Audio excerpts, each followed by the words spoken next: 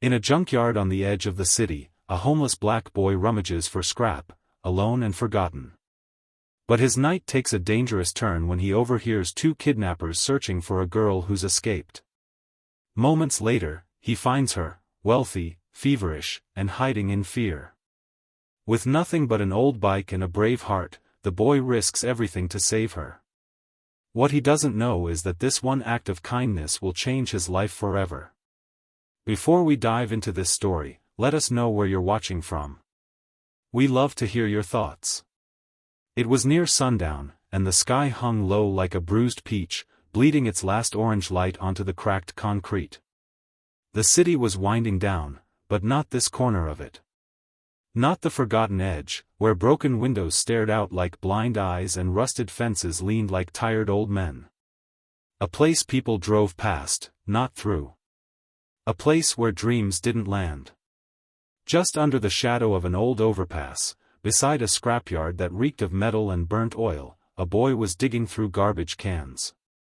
He moved slowly, deliberately, hands weathered beyond his 12 years, calloused from lifting more weight than a child should. His shirt, once white, was now the color of ash and stitched in places by hand, the hem uneven. He wore a pair of shoes that had long given up the fight, soles flapping with each step. Yet on his wrist, tied carefully like a badge of honor, was a strip of cloth his mother had once sewn, sky blue, now faded but sacred. His name was Malik, dark-skinned, with wide, alert eyes that scanned the world like it owed him a threat. Because it usually did. Malik had lived on the streets for almost a year. Since the accident. Since the fire. Since the world had closed its doors and left him with a battered old bicycle, his father's army jacket, and a heart that refused to stop caring. That evening, he wasn't looking for food. He was looking for cans. Aluminum was worth a few cents apiece, and he needed 5 more to buy cough syrup, not for himself. He'd heard the boy 3 crates down hacking so hard at night it scared the rats away. Malik had already given him half a loaf of bread 2 days ago. That's just how he was. He leaned over a bin near the fence when he heard it. You had one job, man. One. And you let her go. 2 men. One tall, wearing a dirty red varsity jacket, frayed and stained. His cap was turned backwards, and a cigarette trembled between yellowed fingers. The other was shorter, stockier, with a twitch in his left eye and a voice that cracked like gravel under boots. Both reeked of cheap beer and bad choices. Don't blame me, Trey. You're the one who left the back door open, man. If we don't find her, we're dead. She's worth a fortune. Malik didn't move. Didn't breathe. He dropped low behind a dumpster, heart drumming like a trapped bird. He peeked through a slit in the rusted wall and saw them, pacing, scanning the yard. One of them kicked a pile of scrap, cursed under his breath. She couldn't have gone far. Sick little thing probably passed out somewhere. We check every damned corner if we have to. Their voices faded as they stalked deeper into the junkyard. But the words, "she's worth a fortune," clung to the air like poison. Malik's jaw tightened. He had seen enough pain in his short life to know what those men were. He clutched the handlebars of his bike, chipped blue paint, bent frame, a chain that skipped if you pedaled too hard. He didn't ride it for fun. He rode it because walking meant you had too much time to think. He could leave now, get away clean. But something made him stay.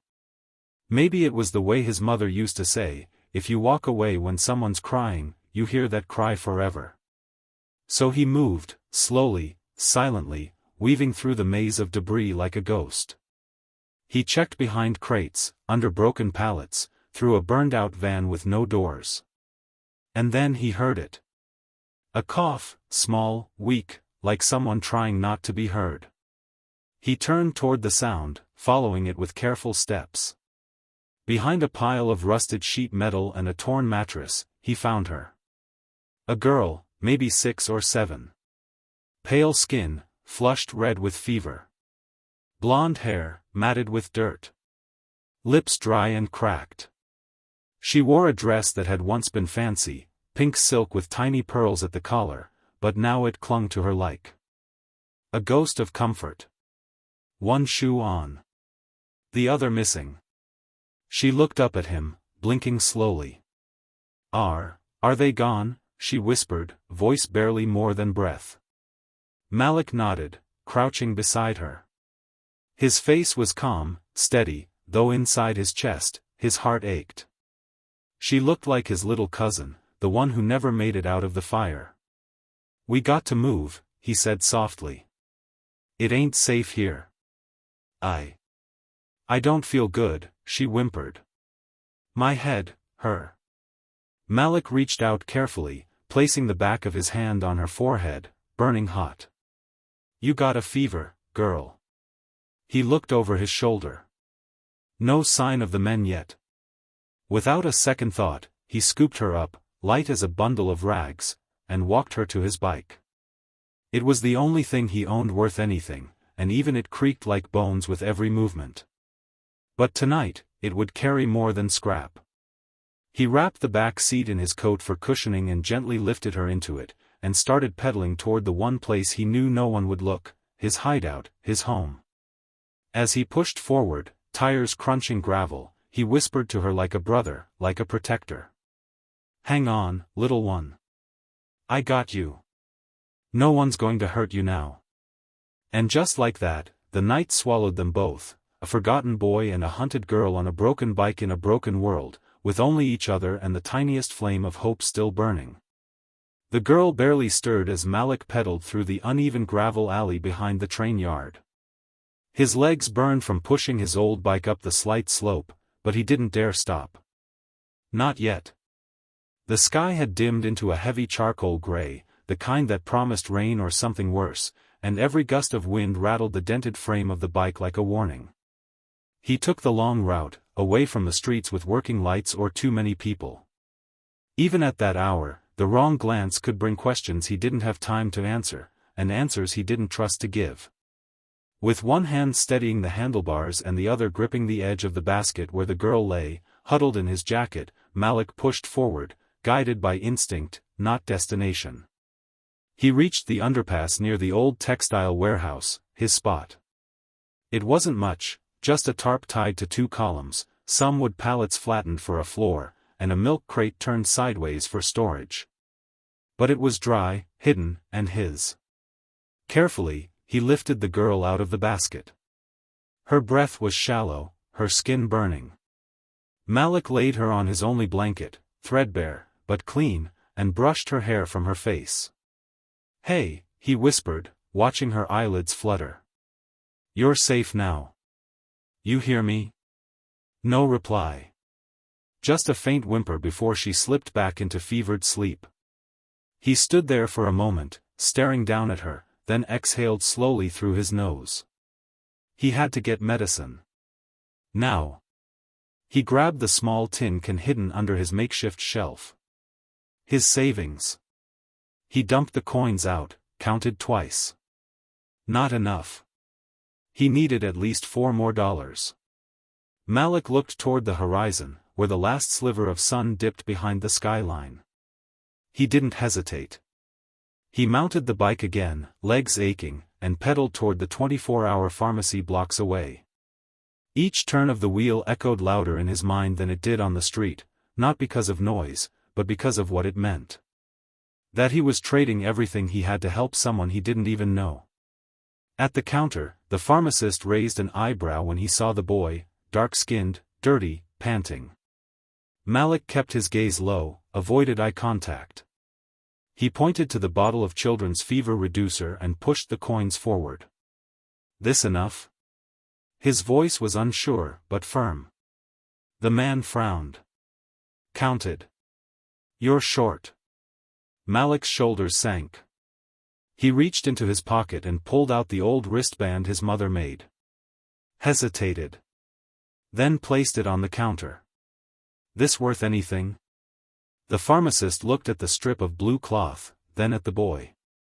For a long moment, nothing. Then the man slid the bottle toward Malik and pocketed the money. Get going, kid. He didn't smile. Didn't scold. Just turned and walked away. By the time Malik returned, the girl was shivering under the tarp, her forehead damp with sweat. He uncapped the bottle with trembling fingers and coaxed her upright. She blinked, dazed and weak, her voice barely audible. Are you an angel? Malik snorted. Nah. Angels don't wear shoes. With duct tape. He tilted the spoon to her lips and waited. She sipped, coughed, then leaned into him, exhausted. He stayed there, sitting beside her as the night thickened around them. The city buzzed somewhere far away, but in that quiet space, it was just them. A girl with a name he didn't know and a boy with no name anyone remembered. Hours passed. He dozed lightly, waking at every sound. Once he thought he heard footsteps, male voices, a shout in the distance. He tensed, peered out beyond the columns, but saw nothing. Still, he didn't sleep again. He kept watch. At dawn, the first rays of light crawled across the tarp and fell on the girl's face. She stirred, coughed, then opened her eyes, this time with more clarity. She saw Malik, blinked once, then twice. It wasn't a dream, she whispered, voice steadier. He looked up from where he was tying the tarp tighter. Nope, he replied, rubbing sleep from his eyes. I'm still here, unfortunately. She sat up slowly, her hands trembling, eyes scanning the small shelter. She looked down at the blanket, at the jacket wrapped around her, then at the half-eaten crackers Malik had left beside her. For a moment, her lower lip quivered. She was about to cry. But then she caught herself, straightened, cleared her throat. My name is Emily, she said with an odd kind of formality, like someone who'd been taught that introductions mattered no matter where you were. I think I need to go home. Malik crouched beside her, voice softer now. Where's home? She furrowed her brow. I don't know the way, but I remember the address. I remember the numbers. That's when he knew. This wasn't going to be over yet. Taking care of her for a night was one thing. Getting her back across the city, without anyone noticing, without getting caught, with men still out there possibly looking for her, was another. His hands curled slightly on his knees, his jaw tightened. But when he looked back at her, pale and fragile but determined, he nodded. I'll get you there, he said quietly. But we got to be smart. Real smart. And with that promise, the real journey began. For a long while, they sat in silence. The faint hum of the city had started to stir. Distant buses, dogs barking, the whir of a garbage truck on the main road a block over. Malik could feel it in his bones. Daylight meant attention, and attention was dangerous, not just for him, but especially for her.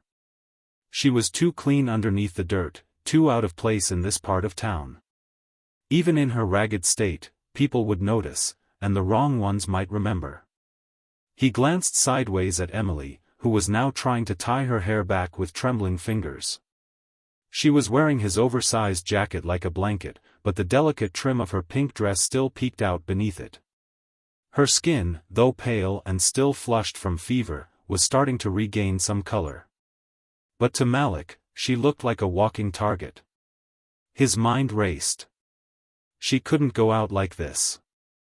Not if they wanted to make it across half the city. Not if they wanted to survive this without getting stopped, or worse, caught. I need you to trust me, Malik said suddenly, standing up and pulling out a torn duffel bag from behind a stack of wood. Emily looked up, blinking. With what? He didn't answer right away. Instead, he began pulling out clothes. His clothes. Torn jeans, a sweatshirt 2 sizes too big, a knit cap with holes.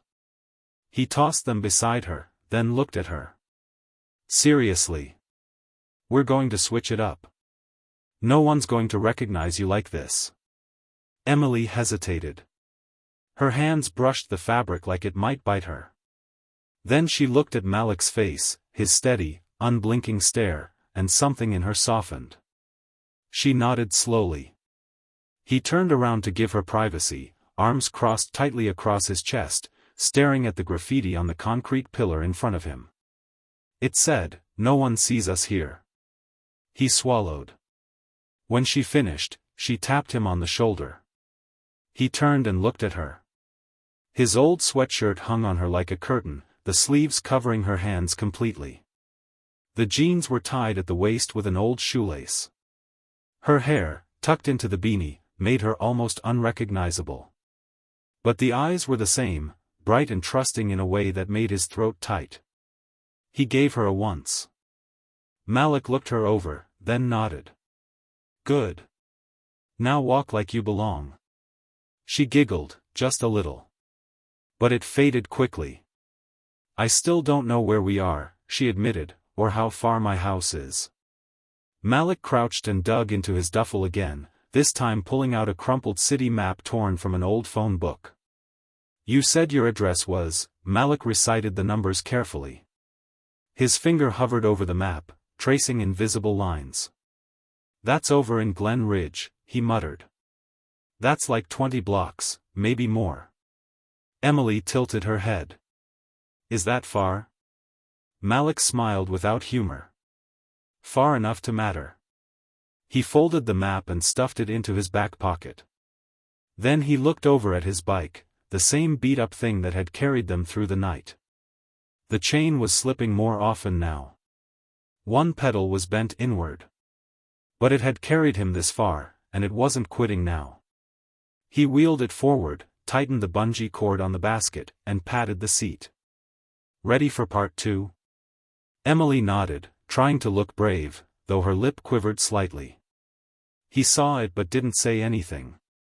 Instead, he handed her a pair of gloves with the fingers missing and helped her onto the bike. This time, she sat behind him, arms wrapped around his waist. They moved through alleyways first, weaving around dumpsters and potholes, avoiding the main roads. But as the sun rose higher, their world began to shrink. People emerged. Doors opened. Eyes noticed. And Malik started to feel the weight of it, how out of place they both were, even now. Especially now. They stopped once to rest behind a boarded-up store. Emily took slow sips from a water bottle he'd salvaged the week before. Her hands trembled less now. She looked at him and asked, "Why are you helping me?" The question caught him mid-chew on a stale granola bar. He paused, then shrugged. "I don't know," he said softly. "Maybe, 'cause someone should." Emily watched him for a moment, then leaned her head against his back. "You're a good person." Malik didn't answer, because part of him wasn't sure if he believed that. He was just a kid doing what felt right. But hearing it, those words, it felt like something rare. Something warm. They continued on, block after block, asking for directions in bits and pieces. Most people waved them off. One old woman looked suspiciously at them before muttering, "Keep moving." Malik didn't blame her. He wouldn't trust two ragged kids either. But bit by bit, they made progress. It was past noon when they finally reached the edge of Glen Ridge. The sidewalk smoother. The houses wider apart. Cars parked neatly in driveways. Malik's hands tightened on the handlebars. This was not his world. Not even close. Every step forward here felt heavier. He turned to Emily. "We're close, right?" She nodded eagerly. "It's on the hill," she said. "White gate. Big trees. I remember." Malik stared up the road, and saw it. The gate. The driveway. The stone mailbox. He took a deep breath, and in that breath, the air changed. A black SUV turned onto the road behind them. Tinted windows. Slowing down. Malik didn't move. His heart pounded. He didn't know if it was the kidnappers, security patrol, or someone else. But he knew one thing, he had to get Emily home now. He turned back to her. "Hold tight," he whispered. And with one final push, the bike rattled up the hill toward the gate, the city stretching out behind them like a giant waiting to wake. The driveway curved gently uphill, flanked by perfectly trimmed hedges and two massive oak trees that seemed to bow in quiet judgment as the front tire of Malik's bike crossed the first paving stone. He felt it, an invisible boundary, like stepping from the shadows into someone else's dream. The air smelled different here. Cleaner. Quieter. Too quiet. Behind him, Emily shifted slightly, her fingers tightening on his jacket. "That's it," she whispered, pointing. "That's my house." At the top of the hill stood a 3-story white brick estate, tall windows glittering in the sunlight like silent watchers. The porch stretched wide with columns holding up a balcony, where flower pots spilled over with vibrant color. An iron gate stood halfway open, and from it hung a yellow ribbon. Malik's eyes caught it before anything else, flapping gently in the breeze like a beacon. There were people on the lawn, adults, suited men with earpieces. A woman pacing, clutching a phone with trembling hands. And a man, tall, well-built, graying at the temples, standing frozen at the edge of the porch, staring toward the hill. Malik slowed to a stop just outside the gate. For a moment, he didn't move, didn't breathe. Because this wasn't his world. This was the kind of house you only ever saw through fences or in magazines left behind at laundromats. This was marble floors and carpet you weren't allowed to step on. This was alarm systems, private school, security details. And he, a boy in torn jeans, grease-stained hoodie, skin dark as the pavement, wasn't meant to set foot here. Then he felt Emily shift again, heard her voice, small but steady. "That's my daddy."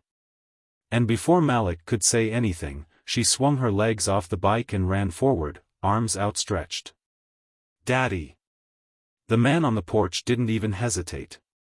He launched down the steps, sprinted across the lawn, and scooped her up mid-run with a cry that broke the quiet open like glass. "Emily! Oh God, baby girl!" The entire yard seemed to erupt. The woman with the phone screamed. 2 men in suits shouted into their earpieces. A younger man ran down the hill toward Malik, waving. Malik stepped back instinctively, hands raised. "I didn't do anything," he blurted, voice cracking. But Emily, still in her father's arms, turned and shouted over the commotion. "He saved me. Don't hurt him, he's my friend." That changed everything. The young man slowed. The suit stopped short. And then, just like that, all eyes were on Malik. Emily's mother rushed forward next, tears streaking down her cheeks, makeup smeared. She kissed Emily's forehead over and over, clutched her like she might vanish again. When her gaze finally found Malik, she froze. For a moment, she said nothing, just looked at him, taking in the mismatched clothes, the dirt, the suspicion. But then Emily reached over her father's shoulder and pointed again. "He found me. He took care of me. He gave me his blanket." Malik didn't know what to do with that. He shifted uncomfortably, glanced down at his shoes, suddenly aware of every rip and tear on his body. A man in a suit approached, more calmly now. Tall. Black sunglasses. Voice firm but polite. "What's your name, son?" Malik hesitated, unsure whether to speak, then quietly, "Malik." The man nodded. "Malik, these folks would like to thank you." Emily's father stepped forward, his daughter still clinging to him. He extended a hand. "I'm Charles Davenport," he said, voice thick with emotion. "That's my daughter, and you brought her home." Malik stared at the hand, then slowly reached out. Their palms met, dark and calloused against pale and manicured, and for a moment something unspoken passed between them. A boy who had nothing, a father who almost lost everything, and the quiet, powerful truth that neither would ever forget this moment. Come inside, Charles said, guiding him toward the porch. You need to rest. You look like you've been through a war. Malik shook his head. I'm okay. But his knees wobbled. His body, exhausted from adrenaline and effort, was starting to give in. Emily's mother placed a gentle hand on his shoulder. Please, she said softly. Just let us thank you however we can. Malik looked past them to the massive double doors opening wide, warm light spilling out like a promise. For a second, he saw his reflection in the polished glass, small, dirty, hunched, and didn't recognize himself. Because no one had ever opened a door like that for him. Not once. He stepped inside. And in that moment, as the doors closed behind him, the world shifted. For Malik, who had known only cold concrete and distrustful eyes, this was not just a house. It was something else. A threshold between the life he had lived and something entirely unknown. But he didn't know yet what waited on the other side. Not really. Because the story wasn't over. Not yet. The warmth inside the Davenport house hit Malik like a memory he'd forgotten how to feel. Carpet under his shoes. The scent of cinnamon and fresh laundry. Walls lined with framed photographs. Birthdays, beach trips, laughter frozen in time. A woman in an apron rushed forward, gasping softly when she saw Emily in her father's arms. She's safe, someone whispered behind him. And Malik didn't know if they meant her or him for a moment. He stood there in the foyer, unsure what to do with his hands, unsure where to look, unsure if this was real. But then Emily, wrapped in a blanket now, waved at him from the couch. Come sit by me, she said, voice soft but sweet. He moved slowly, unsure if he was allowed, until Charles gestured toward the soft armchair next to her. And just like that, he sat in a room that looked like it belonged in a movie, in a family he wasn't part of, in a world that had never belonged to him. The next hour passed in pieces. Questions. Gentle voices. A nurse who'd been called in to check Emily and insisted on checking Malik too. He refused at first but relented when she pointed out the scratches on his leg. There were sandwiches, real ones with meat and lettuce and mayo, and hot tea with honey that made his throat feel like it was finally being listened to. Emily stayed close. Her hand rested lightly on the armrest between them like a silent promise. She told her parents everything, the junkyard, the fever, the bike ride. Every time she said Malik's name, her voice lifted just a little more. And every time she did, the room leaned toward him, softened a little more. Later that evening, as the sun dipped low again and bathed the living room in gold, Charles and his wife sat across from Malik. The air was quiet, not heavy, just full. Full of things unsaid. Charles cleared his throat. Malik, he began, voice calm but serious, we don't know everything you've been through, and we won't pretend to understand. But what you did for our daughter, we can never repay that. Not with money, not with gifts. He paused, glanced at his wife, who nodded. But maybe with something else. Malik blinked, wary. What do you mean? Charles leaned forward slightly, resting his elbows on his knees. We've spoken with the authorities. The men who took Emily were found and arrested. Your name's clean. You won't have to hide anymore. That alone nearly knocked the air out of him. For so long, survival had meant silence, avoidance. Now he was being told he could stand in the light. But Charles wasn't finished. We've also spoken to the courts, he said. There's a process, of course. But if you want, if you're willing, we'd like to welcome you into our family. Officially. As our son. The words didn't register right away.